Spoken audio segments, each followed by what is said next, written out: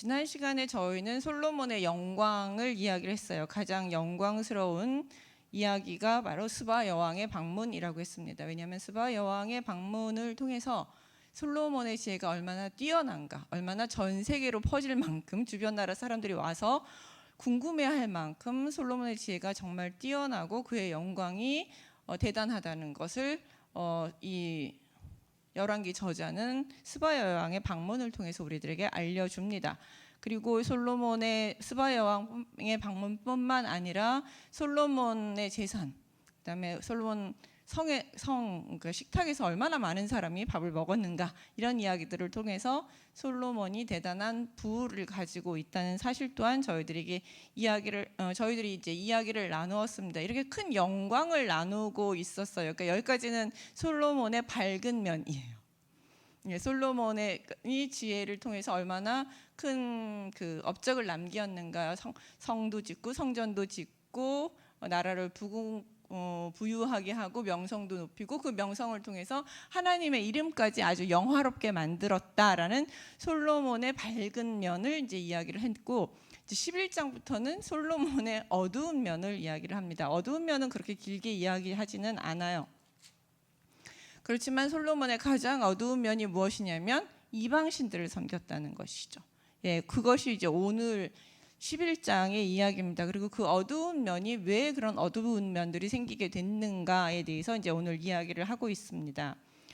본문에서 읽은 대로 솔로몬 왕이 바로의 딸 외에 많은 이방 여인을 사랑하였으므로, 곧 여기서 이제 사랑하다라는 얘기는 이제 좋아했다라는 얘기이긴 또 하지만 사랑하였으니 그다음에 모압, 암몬, 에돔, 시돈과 헷 여인이라, 그래서 그 주변 나라에 있는 모든 이방 여인들을 사랑하였기에 사랑하였어요. 그래서 이제 이들과 같이 결혼을 하게 됩니다. 이방 여인들을 데리고 와서 결혼을 하게 됩니다.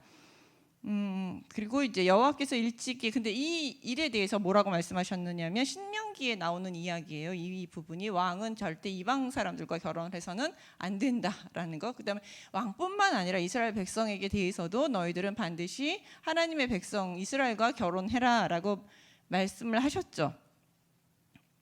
너는 그들과 서로 통혼하지 말며 그들도 너희와 서로 통혼하지 말지어다라고 말씀하셨는데, 왜냐 하면 그들이 반드시 너희의 마음을 돌려 그들의 신을 따르게 하려니와예요.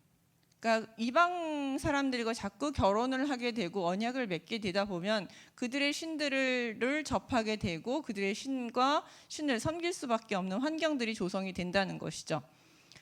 특히 이제 그 왕의 결혼이라는 것은 지금 계속 제가 누누이 열왕기나 아니면 사무엘 서를 통해서도 말씀드렸다시피 왕의 결혼이란 단순히 사랑해서 하는 그 요즘 말을 하는 연애 결혼이 아니라고 말씀을 드렸죠.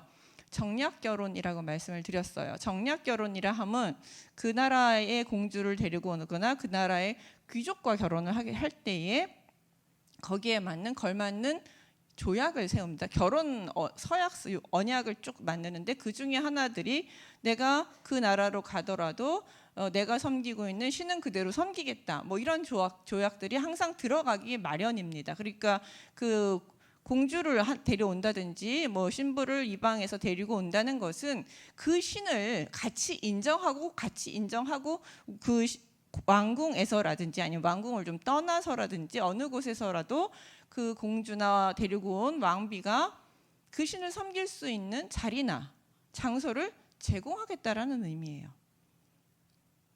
그렇기 때문에 여기서 이제 그리고 그걸 대가로 인정을 해주는 대신에 이스라엘은 좀 더 많은 경제적인, 정치적인, 그다음에 군사적인 이익들을 얻게 되죠.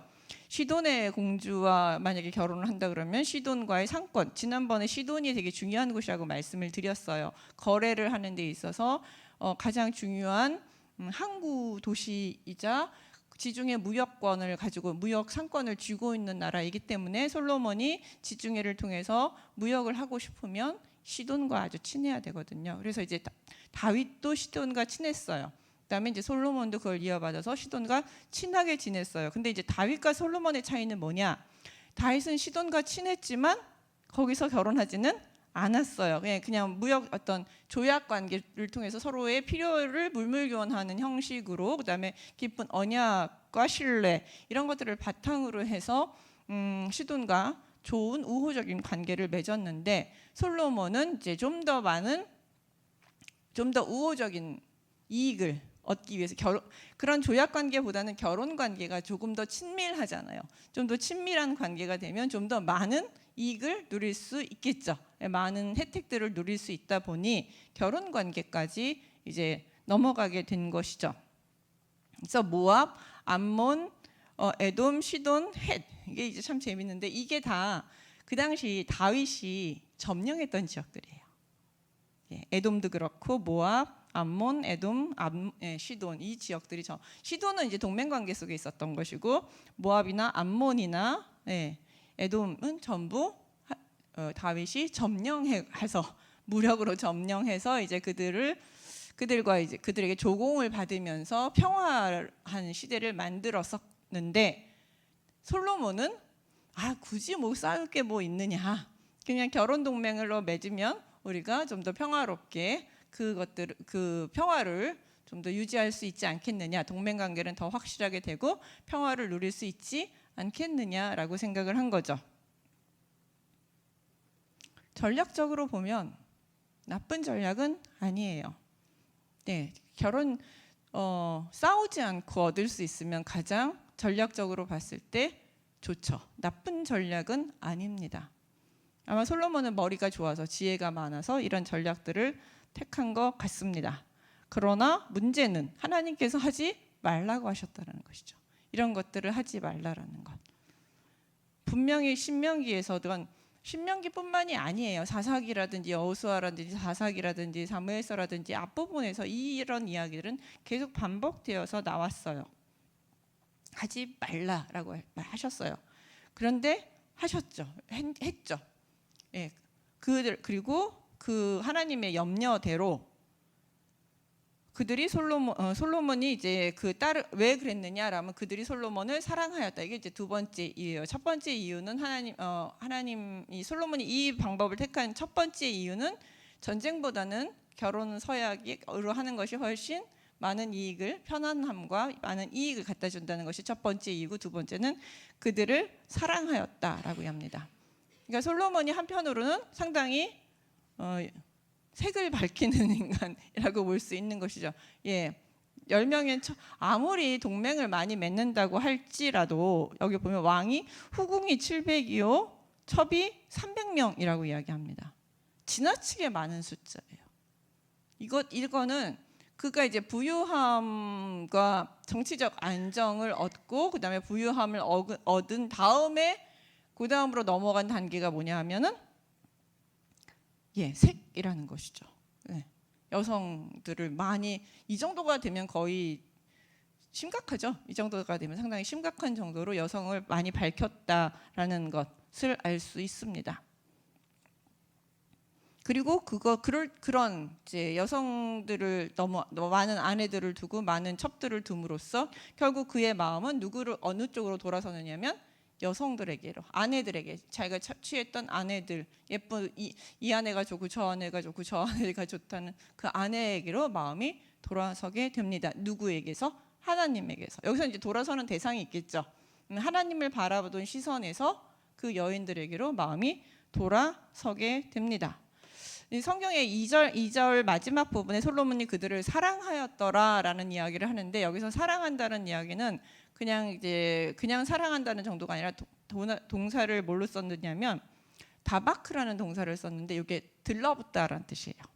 그러니까 예를 들어서 룻이 시어머니가 막 가라 그랬는데 가지 않고 난 딱 달라붙어서 난 절대 가지 않겠습니다라고 외쳤던 그 단어가 다바크라는 단어인데, 여기서 솔로몬이 그들을 사랑하였더라라고 했을 때 그 여인들에게 들러붙었다라는 얘기죠. 그냥 마음이 어디로 완전히 돌아선 거예요? 하나님에게서 아예 그냥 자신의 아내들, 이방 아내들에게 마음이 확 돌아서 버린 것이죠. 그쪽으로 마음이 빠져버린 겁니다. 그래서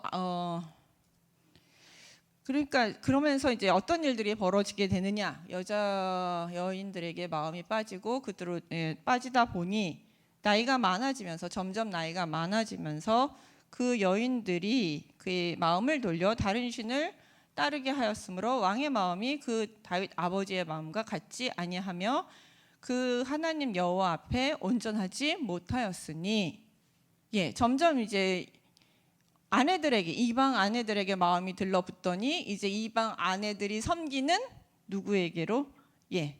그 신들에게로 마음이 돌아서게 됩니다.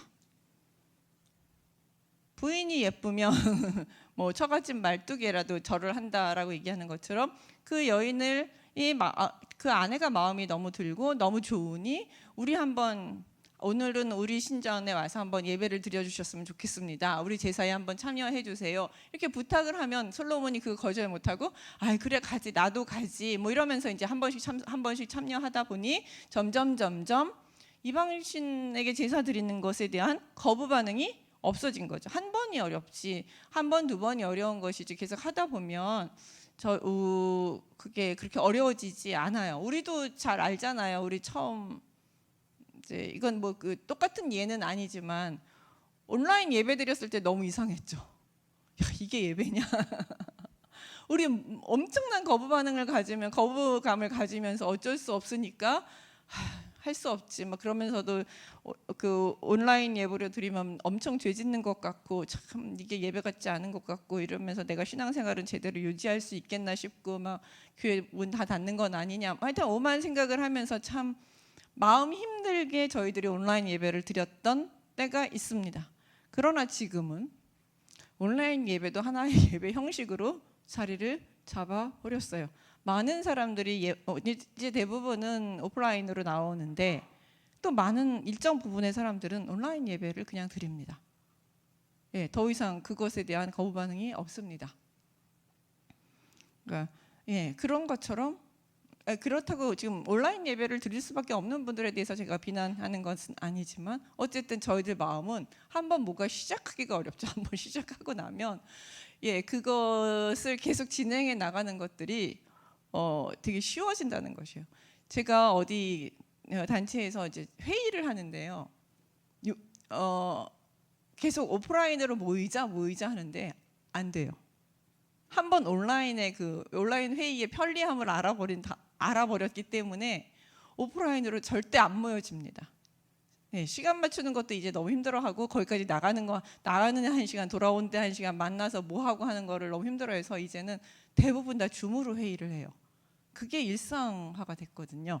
그것처럼 일단 다른 신에게로 마음이 한 번씩 돌아서기 시작한 솔로몬의 마음은 다시 되돌아오지 못하고 그쪽으로 계속 빠져나가게 된 것이고, 그렇기 때문에 열왕기서의 저자는 솔로몬의 마음이 그의 아버지 다윗의 마음과 같지 아니하였고 그래서 하나님 보시기에 온전하지 못하였다라고 얘기합니다. 그러면서 그 예들이 바로 5절부터 나오는데, 시돈 사람의 여신 아스다롯을 따르고, 시돈 사람의 여신 아스다롯은 이제 바알의 부인이라고 말하거든요.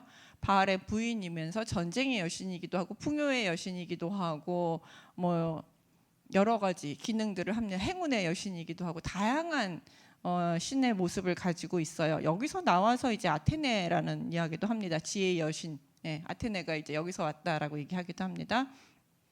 그 다음에 시돈 사람 아스다롯도 따르고, 그 다음에 암몬 사람을 가증한 밀곰도 따르게 되고, 그 다음에 이제 그러면서 또 여기서 다시 한번 이야기하죠. 6절에서 강조하면서 솔로몬이 여호와의 눈앞에서 악을 행하여 그의 아버지 다윗이 여호와를 온전히 따름 같이 따르지 아니하고 라고 얘기하면서 또다시 모압에 가증한 그모스를 위하여 예루살렘 산 앞에서 신당을 지었고, 요거하고 또 좀 더 달라요. 강도가 세어졌어요.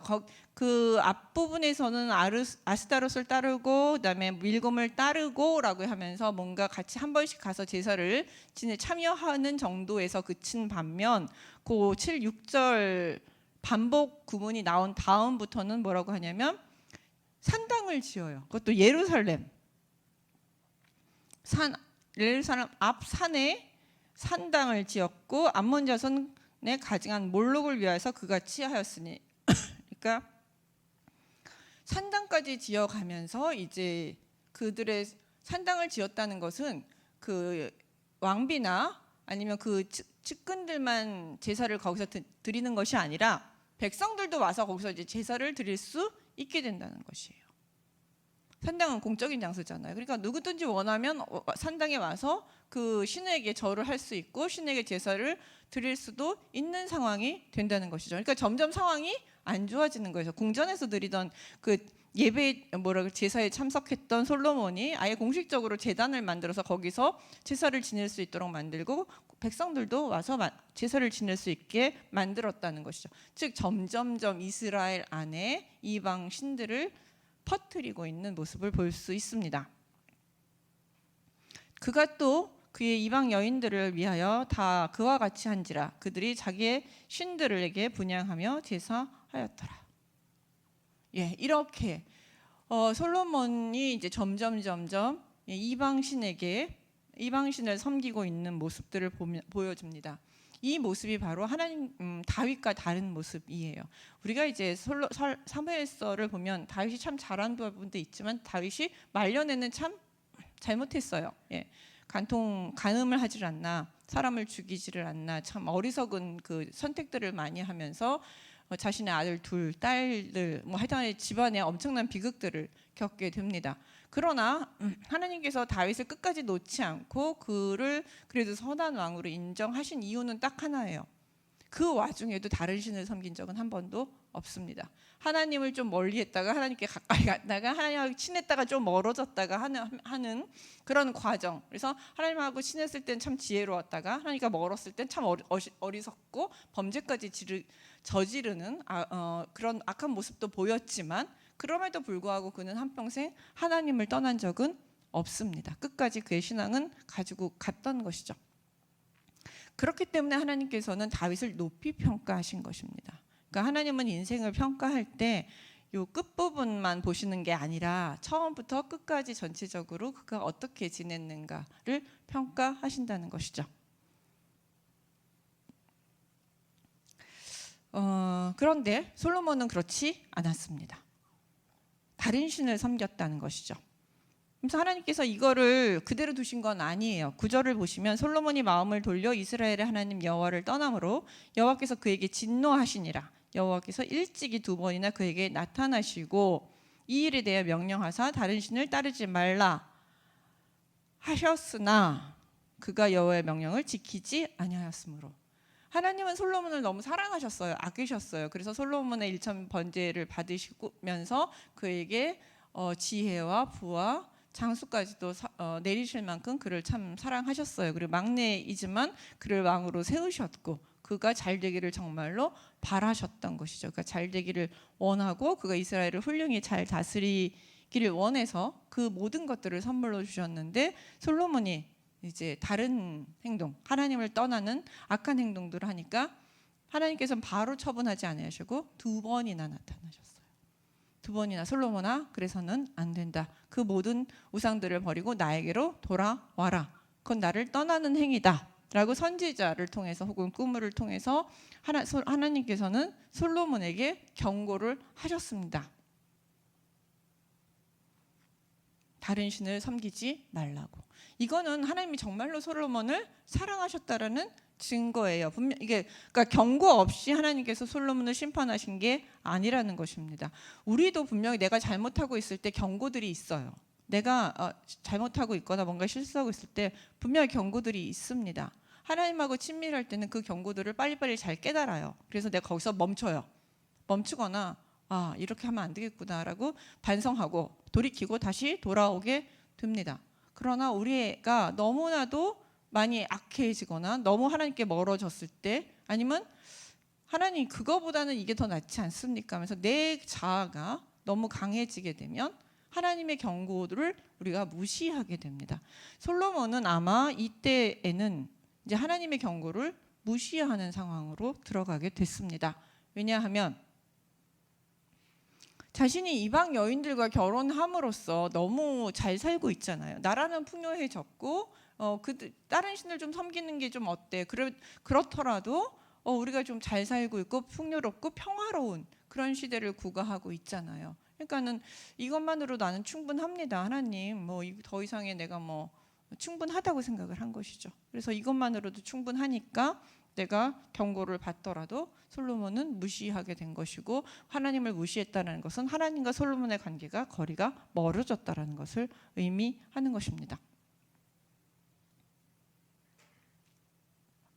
그렇기 때문에 결국은 하나님께서 솔로몬에게 뭐라고 말씀하시면, 여호와께서 솔로몬에게 말씀하시되 내가 이러한 일이 있었고 또 내가 내 언약과 내가 내게 명령한 법도를 지키지 아니하였으니 내가 반드시 이 나라를 내게서 빼앗아 내 신하에게 주리라.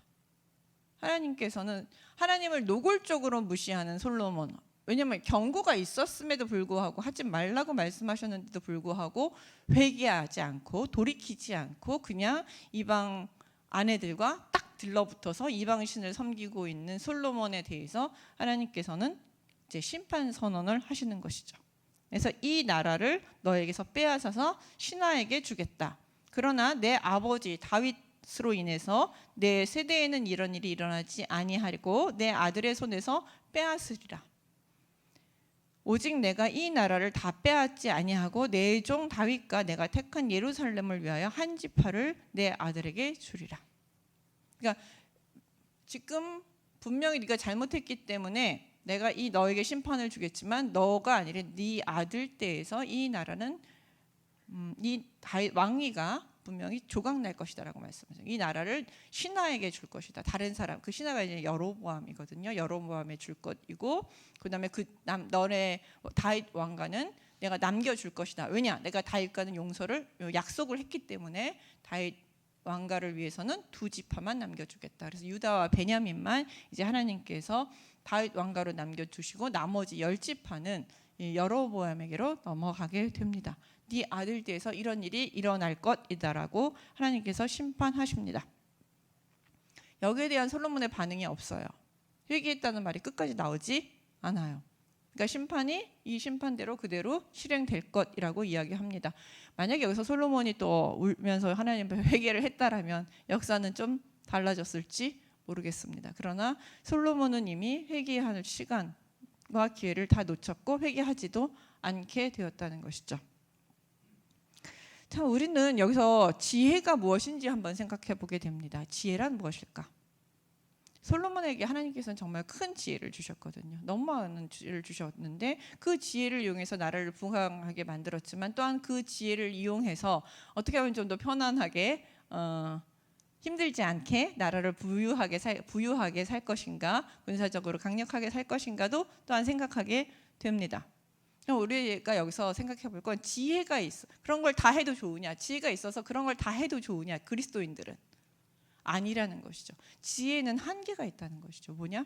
여호와를 경외하는 것이 지혜의 근본이라고 했습니다. 잠언에서 여호와를 경외함이 지식과 지혜의 근본이라고 있어요. 즉 다시 말하면 우리가 가진 뛰어난 지혜와 능력과 힘, 모든 것들을 다 사용해도 좋지만 그 바탕 속에 내가 여호와 경외를 두고 그 힘과 지혜와 능력을 사용하는지, 아니면 내 욕망대로 아니면 세상 방식대로 그것들을 이용하는지 우리는 생각해 봐야 된다는 것이죠. 그게 한계입니다.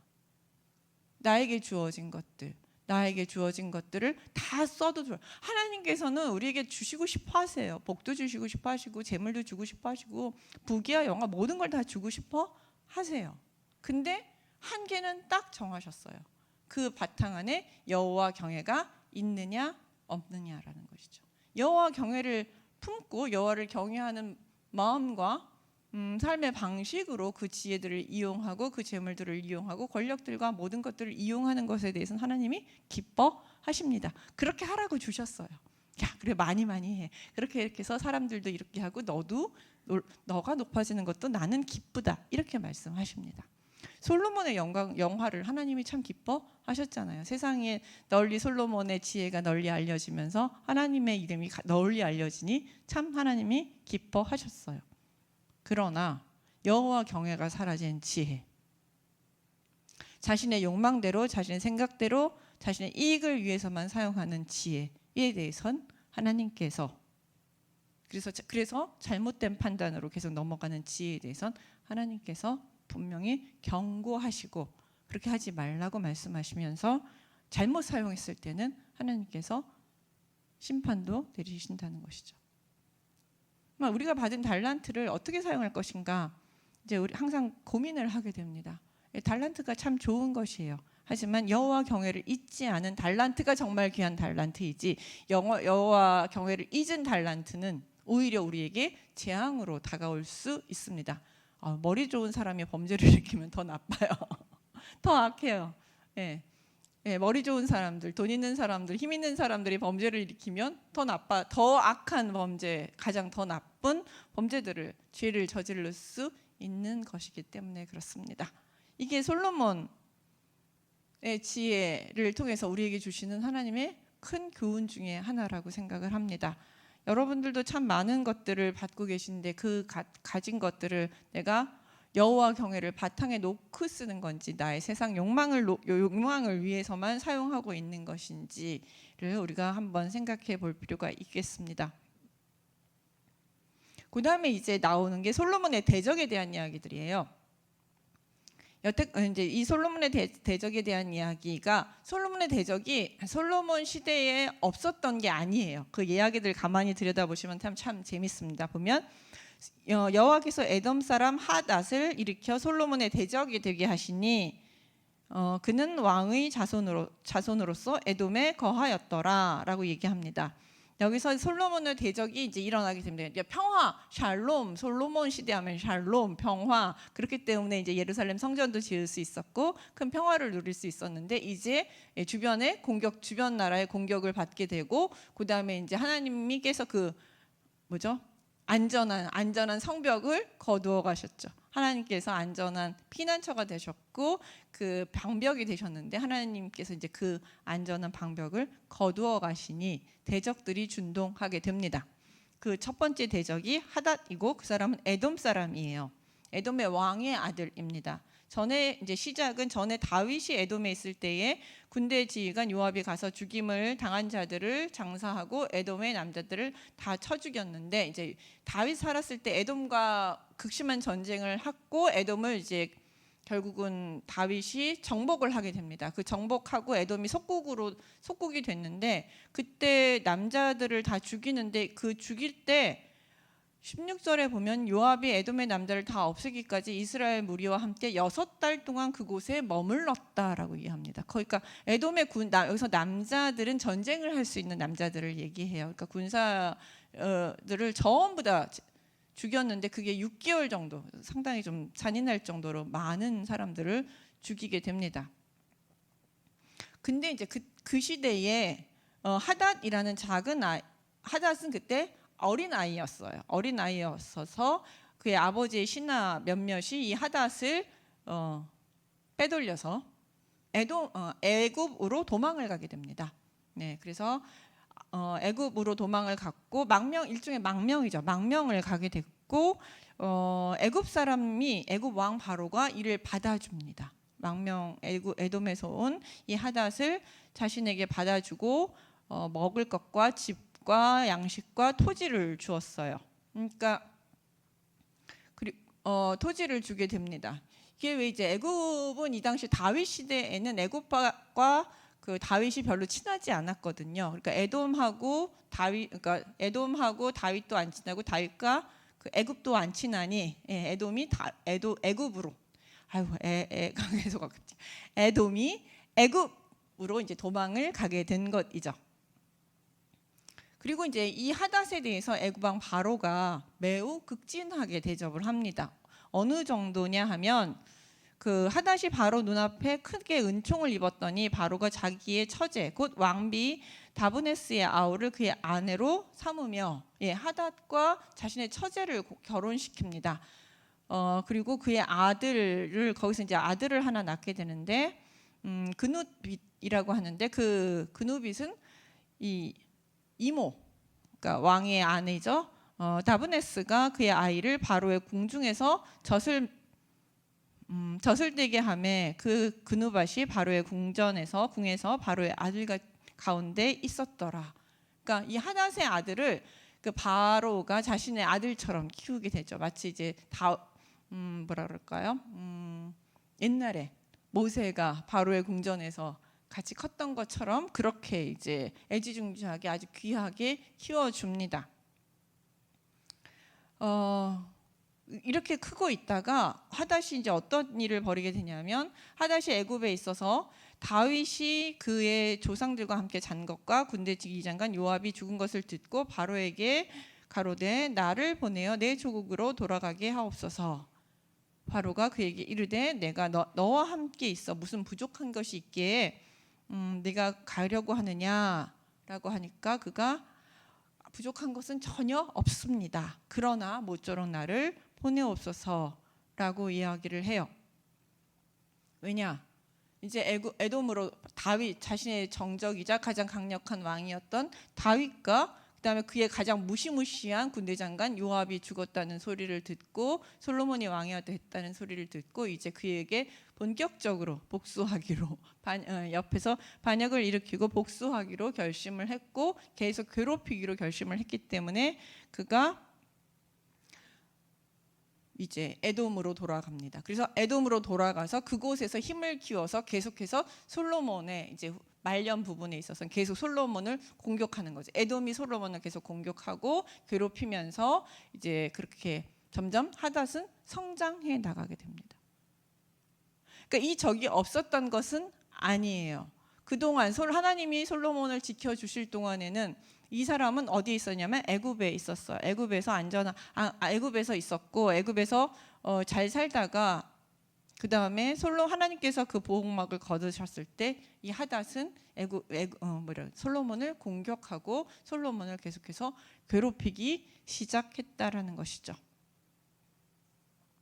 또 그 하나님의 그런 보호막을 걷자마자 하나님이 또 엘리야다의 아들 르손을 일으켜 솔로몬의 대적자가 되게 하시니 그는 그의 주인 소바왕 하닷 에셀에게서 도망한 자라. 그래서 다윗이 소바 사람을 죽일 때에 르손이 사람들을 자기에게로 모으고 그 무리의 괴수가 되어 다메섹으로 가서 살다가 거기서 왕이 되었더라. 그래서 이 르손이라는 사람 또한 또 이렇게 다메섹에서 계속 한 무리를 이루면서 솔로몬을 계속해서 공격하게 됩니다. 그래서 맨 마지막에 뭐라고 평가가 되어 있냐면 25절에 솔로몬이 일평생에 하닷이 끼친 환난 외에 르손이 수리아 왕이 되어 이스라엘에게 대적하고 미워하였더라라고 얘기합니다. 그러니까 솔로몬이 누렸던 평화, 자기의 지혜로 만들어진 평화가 아니었다라는 것이죠. 하나님을 의지했을 때 하나님이 주신 평화였고 보호하심이었다라는 것이죠. 하나님의 보호하심이 제거되고 하나님께서 하나님의 버림을 받았을 때 그들의 적들은 더욱더 힘이 세지고 그들의 적을 통해서 솔로몬을 괴롭히게 되고 그들을 적을 통해서 하나님께서는 솔로몬을 계속 벌 주고 계셨다라는 것이죠. 내가 많이 힘들 때가 많아요. 우리가 힘들 때가 많습니다. 우리 인생 속에서 잘 살 때도 있고 어려울 때도 있고. 근데 내가 힘들 때에 다른 사람이 나한테 잘못해서일 때도 많습니다. 근데 또 한편으로 곰곰이 생각해 보면 내가 잘못해서일 때도 많습니다.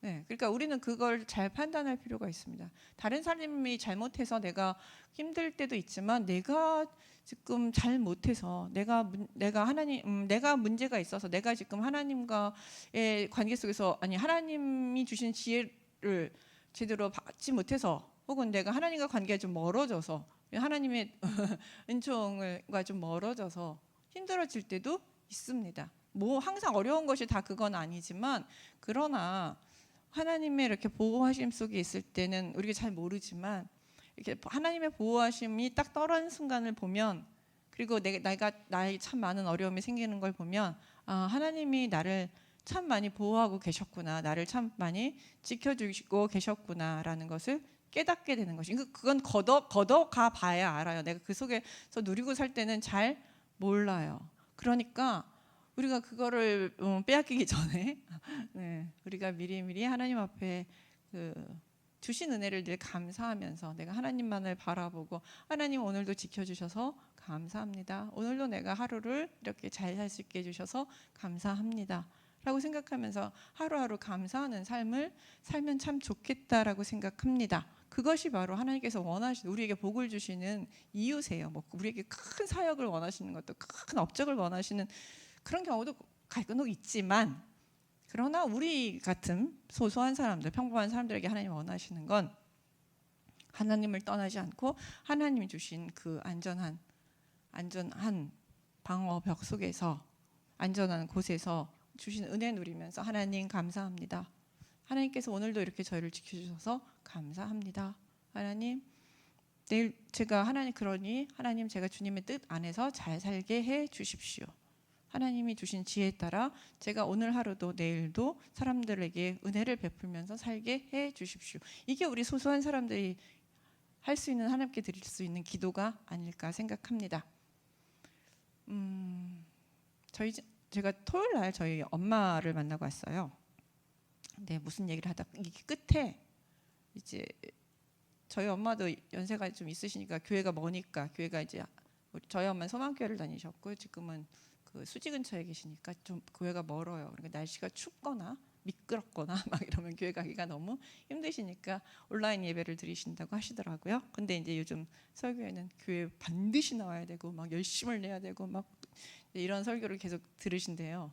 그러면 이제 막 죄책감에 엄청 빠지신다 그러시더라고요. 내가 그걸 못 하는데 내가 이렇게 하면 나는 하나님께 버림받는 건 아닌가? 내가 버림받는 건 아닌가? 내가 교회당을 맨날 못 가요. 매주 못 가서 이렇게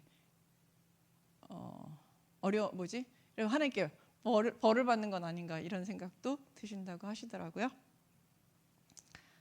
그래서 제가 그랬습니다. 하나님은 젊었을 때부터 지금까지의 모든 신앙을 다 보신다고요. 요즘 힘들어서 날씨가 너무 추워서 그리 미끄러워서 교회를 못 가시는 걸 가지고 그것만 가지고 그렇게 하나님께서는 심판하시지 않고 벌을 주시지 않는다고요. 최선을 지금의 삶 속에서 최선을 다해서 하나님 주신 복을 가지고 오늘은 교회 가서 기쁘고 감사하고 오늘은 교회를 못 가지만 줌으로라도 예배를 드릴 수 있어서 감사하고 오늘은 동네를 돌아다닐 수 있어서 감사하고 오늘은 딸이 와서 이야기를 나눌 수 있어서 감사하고 이렇게 하나님께서 주신 복만 오늘 참 감사하다 이렇게 누리며 사는 것이 하나님께서 주신 복을 누리는 하나님의 백성의 자세가 아닌가. 무언가를 열심히 할 수 있으면 좋지만 할 수 없을지라도 그 감사하면서 하나님을 잊지 않고 사는 것이 자체가 하나님께서 참 기뻐하시는 삶이 아닌가라고 기뻐하는 삶이라고 나는 생각한다. 그러니 그런 거에 너무 죄책감 가시지 말고 하실 수 있을 만큼 신앙생활 하시면서 항상 감사하면서 기뻐하면서 하셨으면 좋겠다라고 제가 저희 엄마랑 얘기를 했습니다. 근데 그 얘기를 같이 나누고 싶었습니다. 하나님의 주신 복을 잊지 않고 솔로몬처럼 더 큰 더 큰 명예를 얻기 위해서 하나님을 떠나는 것보단 주신 것들을 기억하면서 감사하면서 소소하게 하나님을 늘 기억하고 사는 삶이 하나님께서 가장 기뻐하시는 삶이 아닐까 생각합니다. 기도하겠습니다. 하나님 아버지